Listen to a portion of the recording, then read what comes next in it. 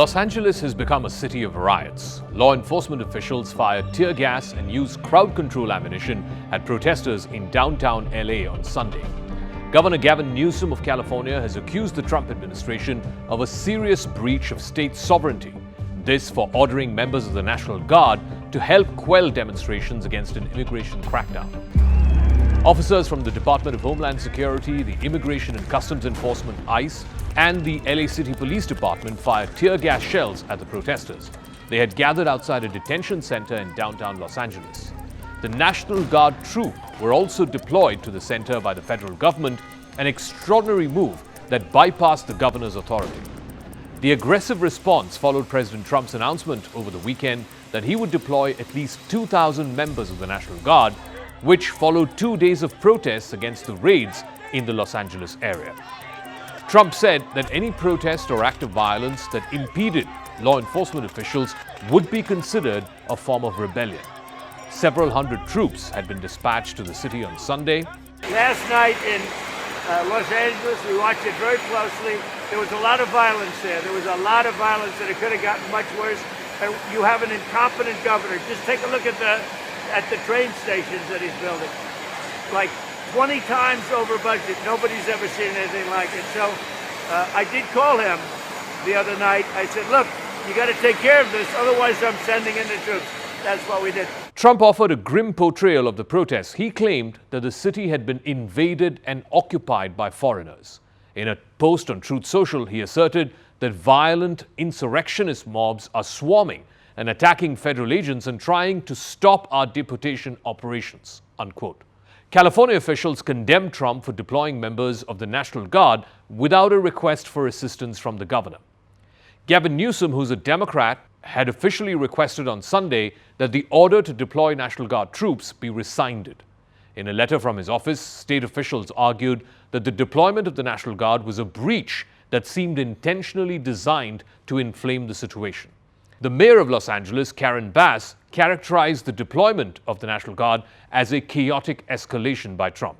She said that the only other time that she had seen the National Guard patrolling the city's streets was back during the 1992 riots. Back then, the city had officially requested both state and local officials to deploy troops. And we're hearing that the raids could continue. We're hearing that the National Guard is going to be here. So it's uncertain. But that's exactly the problem. Because we don't need in this city to go to sleep tonight and wake up in the morning and find out about people running through Home Depot parking lots being chased by ICE officers, or people going to work, or children at school. So we don't need any of that in our city right now. Our city's trying to heal. Our city is trying to rebuild. Our city does not need to be torn apart with a provocative measure from the federal government. Some protesters outside the detention center spilled onto the nearby US 101 freeway, blocking traffic on the highway in at least one direction. But later, that was quelled by the police. According to experts, Trump's order for troops was the first time since 1965 that a president had activated a state's National Guard for a domestic operation, and that too without the state governor's request. The governor can request the president for deploying the National Guard either to quell an unrest or to enforce the law. Back in 1965, the last time this happened, overriding the governor's authority, the president was Lyndon B. Johnson. He sent troops to Alabama to protect civil rights demonstrators. It was when famous civil rights activists like Martin Luther King Jr. and John Lewis crossed the Selma Bridge in an act defying racism.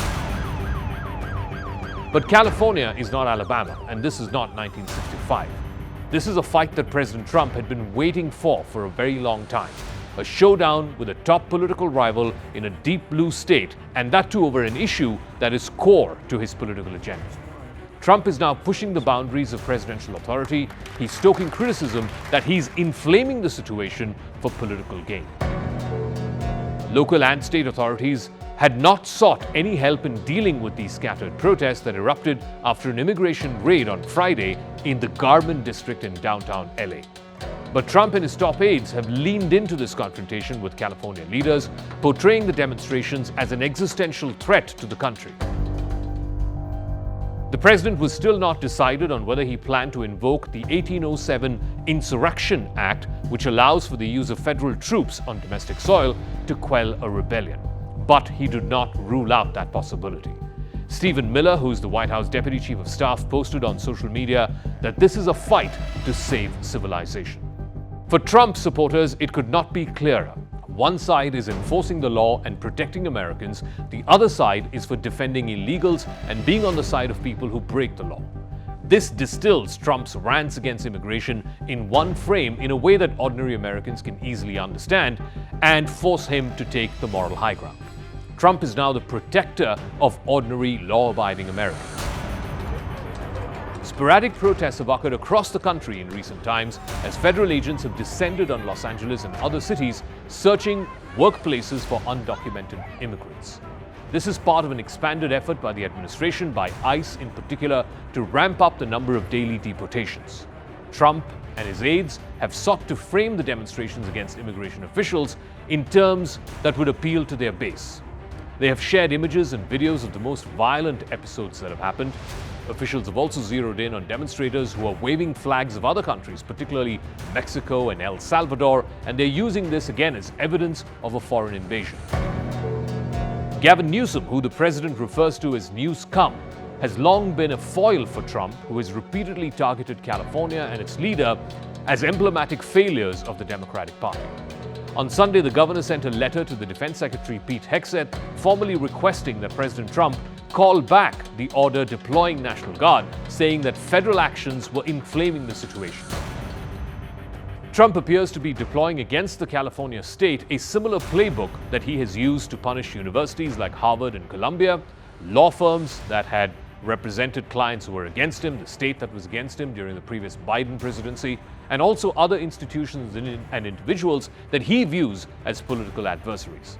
Last month, he threatened to strip large-scale federal funding from California, maybe permanently, over the inclusion of transgender athletes in women's sports. And in recent days, his administration has said it's going to pull back roughly $4 billion in federal funding for California's high-speed train. It's a prestigious project. It's been long plagued by delays and funding shortages. One thing is clear, that the daggers are now drawn between Trump and his Democratic political opponents. Even former Vice President and someone who ran against Trump unsuccessfully, Kamala Harris, has weighed in on the Trump versus California fight. But ultimately, this is a fight that Trump likes picking. This is a fight that will also take away attention from the big one that happened last week between Trump and one of his close allies, Elon Musk. Right now, everyone is just talking about California.